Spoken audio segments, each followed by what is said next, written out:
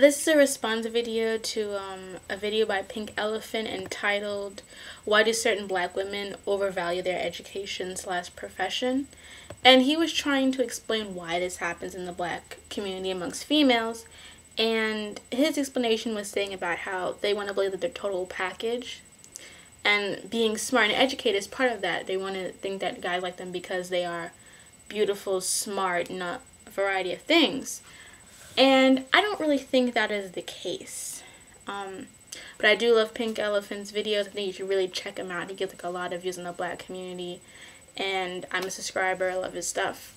I think since in today's society we are not mainly a nuclear family anymore. In fact, we're a bunch of single mothers raising children. That's pretty much becoming the majority family doctrine happening right now. And I think because of that happening, mothers have ingrained into their daughters, and this is for all races, I believe, that you have to be prepared to take care of you. You cannot rely on a man for anything. You can't rely on your father, your brother, your boyfriend, your husband, any man to do anything for you. You have to be able to handle it on your own. And, you know, in my situation, my father has always been in my life. Not monetarily, like he doesn't have a job. My mother is the primary breadwinner in my family. And so because of seeing her struggle like that, I realized, hey, I need a job so I can take care of myself. I cannot rely on a man to take care of me. The same for, you know, mothers who have had men walk out of them after they get pregnant. You cannot depend on the father of your child to take care of you. You cannot, if you're young and you get pregnant, you cannot assume that this man's going to stay with you, take care of you. You have to be able, as a woman, to love yourself, provide for your children, all on your own. We are basically, women are being raised now with that mentality of, don't depend on a man to do anything for you. You have to be able to do it and handle it on your own. And I think that's why education and profession is so important for young women, especially African American women who already have to deal with all these different double standards of being these teenage welfare mothers. And so trying to get out of that are obsessed with money. Not as in they're in love with money, but they understand that money makes the world go around.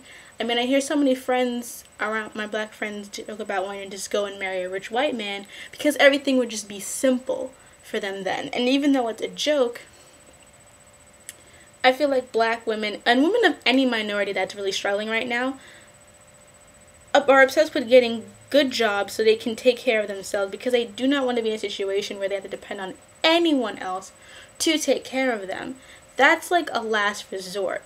And I think that's why this is the situation. It's not about being cute or wanting to be more attractive to men. It's so that we do not have to worry about someone taking care of us and then all that's gone. Like I remember on this show called Tough Love, they have this character, she's white, and she was seen as a gold digger because she was obsessed with finding a man who was rich.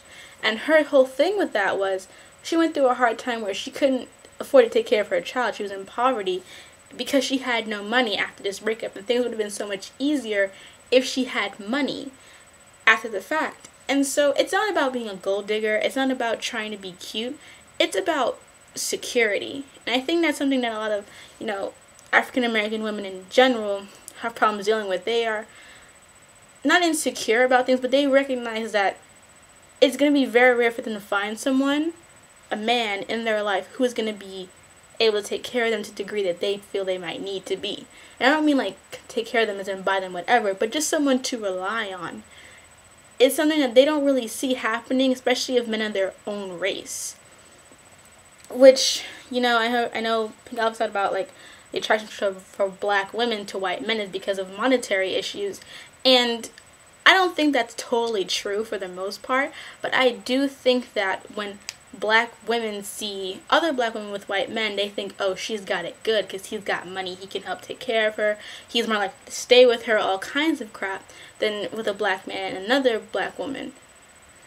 It's very complicated, but those are my thoughts on the situation, Pink Elephant. I think it's all about women wanting to be like, I cannot depend on anyone but myself. then that's true for all women. We have just been basically, you see it on Maury all the time. All these women are trying to find the father of their children's child support issues. I mean, just because a guy is already paid child support does not mean he can do it. You know, just because you have a father does not mean he's going to bring in money to take care of you.